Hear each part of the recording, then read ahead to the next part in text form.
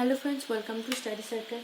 আজকের ভিডিওতে যেটা থাকছে, আগের দিন আমি অবশ্যই প্রথমে দেখিয়েও বলতে ভুলে গেছি তাড়াহুড়ো করে, যেহেতু ভিডিওটা অনেক বড় হয়ে গেছিলো, তাই আগের ভিডিওতে তোমাদের সিলেবাসটা সম্পর্কে আলোচনা করছিলাম, আর তোমাদের টেট এক্সাম কত নম্বরের হবে, আর কীভাবে আমাদের পরের ধাপে যেতে হবে, কটা ধাপে পরীক্ষা হবে এবছর, সে সবগুলোই আমরা আলোচনা করতে করতে ভিডিওটার শেষে আর এটা বলা হয়নি। তো আমি আজকের ভিডিওতে বলে দিচ্ছি যে আপার প্রাইমারি টেট বা সিটেট পেপার 2-তে ম্যাটার অ্যান্ড স্টেট থেকে যে চ্যাপ্টার রয়েছে সেখান থেকে কিছু গুরুত্বপূর্ণ প্রশ্ন আসার মতো, যেটা আমি তোমাদের বলে দিই। যেমন হচ্ছে মেটাল থেকে যে গুরুত্বপূর্ণ প্রশ্নগুলো, সেটা হচ্ছে মোস্ট ম্যালিয়েবল মেটাল কি। মোস্ট ম্যালিয়েবল মেটাল বলতে বোঝায় যে মেটালটাকে খুব সহজে বাঁকানো যায়, কোনো রকম মানে ভাঙা বা কোনো ক্র্যাক বা কোনো চেরা ফাটা কিচ্ছু দেখা যাবে না, কিচ্ছু বোঝা যাবে না, জাস্ট এমনি স্মুথলি বাঁকানো যাবে, সেটাকে বলছে ম্যালিয়েবল। তো মোস্ট ম্যালিয়েবল মেটাল হলো পিওর গোল্ড, যেটাকে AU সংকেত দিয়ে পরিচয় করানো হয় বা চিহ্নিত করা হয়। ঠিক আছে। আর হচ্ছে তারপরে তোমাদের মোস্ট ম্যালিয়েবল মেটালের পরে থাকছে ব্রিটল বা ভঙ্গুর। সবচেয়ে ভঙ্গুর মেটাল হলো জিঙ্ক, যেটাকে ZN দিয়ে প্রকাশ করা হয়। আর অ্যাজ প্রিসিয়াস অ্যাজ গোল্ড, অর্থাৎ গোল্ডের মতো দামি মেটাল কি, মানে গোল্ড যেমন আমরা এখন জানি বাজারে কত দামি, তো প্ল্যাটিনাম একটা ধাতু বা মেটাল যেটা গোল্ডের মতো দামি। That can be cut with knife, এমন একটা মেটালের নাম করো যেটা সহজেই ছুরি দিয়ে কাটা যায়, সেটা হলো সোডিয়াম, যেটাকে আমরা সোডিয়ামকে Na দিয়ে প্রকাশ করি। আর হচ্ছে use in making electric cables, আমাদের বাড়িতে ইলেকট্রিক বা কারেন্টের কাজের জন্য যে কেবল বা তার ব্যবহার করা হয় সেটা তৈরি হয় কপার দিয়ে, যেটা লেখা হয় CuD, কপার অর্থাৎ তামা। Used as a thermometric liquid, থার্মোমিটারের লিকুইড হিসেবে কোন ধাতু ব্যবহার করা হয়, তরল ধাতু থার্মোমিটারের লিকুইড হিসেবে ব্যবহার করা হয় মার্কারি, যেটাকে Hg দিয়ে প্রকাশ করা হয়, বাংলা হলো পারদ। That is the best conductor of electricity, copper দিয়ে তো আমাদের বাড়ির কাজ করানো হয় ইলেকট্রিকের, কিন্তু তোমরা কি সকলে জানো যে সব থেকে বেস্ট কন্ডাক্টর ইলেকট্রিসিটির হলো সিলভার, যেটাকে Ag দিয়ে প্রকাশ করা হয়।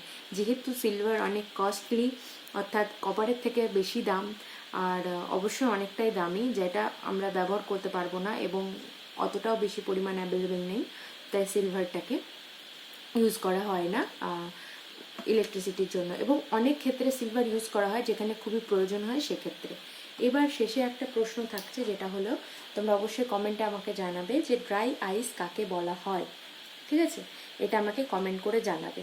এবার এটা আমি যেহেতু আগের দিনের ভিডিওতে বলিনি, তাই আজকের ভিডিওতে তোমাদের একটু বলে দিলাম। এবার আরেকটা জিনিস তোমাদের দেখাবো যে মেটাল চ্যাপ্টার থেকে কি কি আছে, আমি বইটা খুলে দেখাচ্ছি এবং নেক্সট ভিডিওতে আমি মেটাল থেকে বা ম্যাটার অ্যান্ড ইটস স্টেটটা পড়াবো। ঠিক আছে, তো বইটা খুলে আমি তোমাদের দেখাচ্ছি এখানে কি কি রয়েছে। সিটেট পেপার 2 এর বই যদি কেউ কিনে থাকো বা কেউ পড়ো সেন্ট্রালের বই, তাহলে NCERT পড়তে পারো তোমরা। NCERT সেকেন্ড চ্যাপ্টারে থাকছে ম্যাটার অ্যান্ড ইটস স্টেট। ঠিক আছে, দেখতে পাচ্ছ তোমরা, এই যে এই বইটাতে মোটামুটি কভার করতে পেরেছি। ঠিক আছে, এই যে এখানে রয়েছে, কিছুটা দেখা যাচ্ছে আর কিছুটা বাকি রয়ে যাচ্ছে, আমি তাও বলে দিচ্ছি তোমাদের। এখানে রয়েছে ম্যাটার চ্যাপ্টারটার থেকে, দাঁড়াও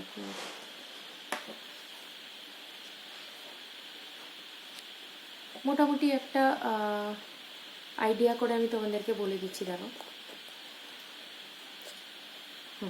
তো ম্যাটার চ্যাপ্টারের প্রথমে যেটা হচ্ছে ক্যারেক্টারিস্টিক্স অফ ম্যাটার, অর্থাৎ এদের বৈশিষ্ট্য কী, হ্যাঁ, এরা কীভাবে থাকে, এরা পরিবেশে কেমনভাবে থাকে, স্থিতিশীল না গতিশীল, সেই হিসাবে ভাগ করে ম্যাটারকে অনেকগুলো স্টেটে ভাগ করেছে।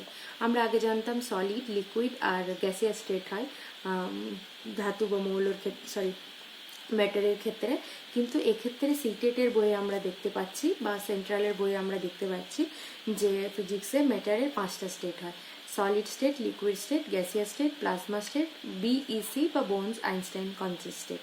ঠিক আছে, এবার এখানে কিছু পার্ট রয়েছে, যেটা সলিড থেকে লিকুইডে গেলে কি বলে, কোনো লিকুইড থেকে গ্যাসিয়াস স্টেটে গেলে সেই প্রসেসটাকে কি বলে, সলিড থেকে গ্যাস, গ্যাস থেকে সলিড, এই পোর্শনটাকে কি বলে, এগুলো রয়েছে।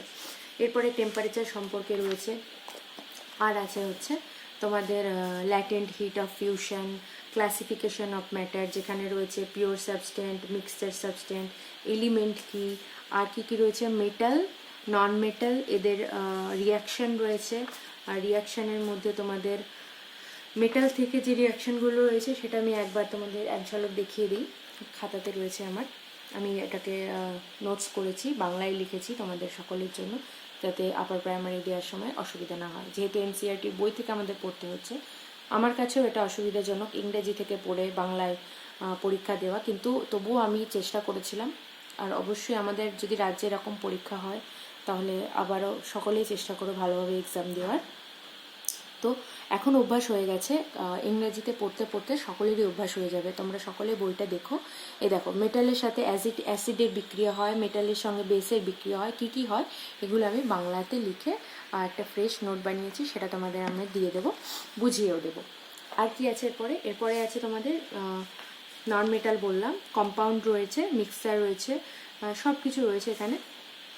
সলিউশন বেশি কিছু নেই।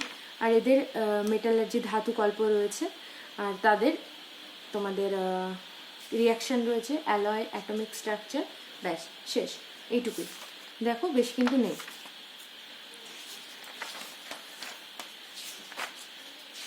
চার পাতার পড়া আছে, তোমরা অবশ্যই নেক্সট ভিডিও ফলো করো। পুরো ভিডিওতে হয়তো কমপ্লিটটা মানে একটা ভিডিওতে পুরো সবটা পড়ানো সম্ভব হবে না, কারণ অনেকটা বোঝাবার জিনিস আছে, কিন্তু তোমরা খুব সহজেই 2-3 দিনের মধ্যে এই চ্যাপ্টারটা কমপ্লিট করে ফেলতে পারবে। ঠিক আছে, আজকের ভিডিও এখানেই শেষ করছি। ভিডিও ভালো লাগলে অবশ্যই চ্যানেলটাকে সাবস্ক্রাইব করো, আর আমাকে অনেক অনেক বেশি করে তোমরা সাপোর্ট করো চ্যানেলটাকে গ্রো করার জন্য। আমি একটু সময় কম পাই, ঠিক আছে, আর আমি তোমাদেরকে বলছি আমি টাইম দিতে পারি না, একটু সময় আমি কম পাই। আমি চেষ্টা করি প্রতিদিন ভিডিও বানানোর, খুবই চেষ্টা করি। তো তোমরা অনেকে আমাকে সাপোর্ট করো অবশ্যই, আর চ্যানেলটাকে সাবস্ক্রাইব করো, শেয়ার করো আর লাইক করো। Thank you. এখানে শেষ করছি আজকের ভিডিও।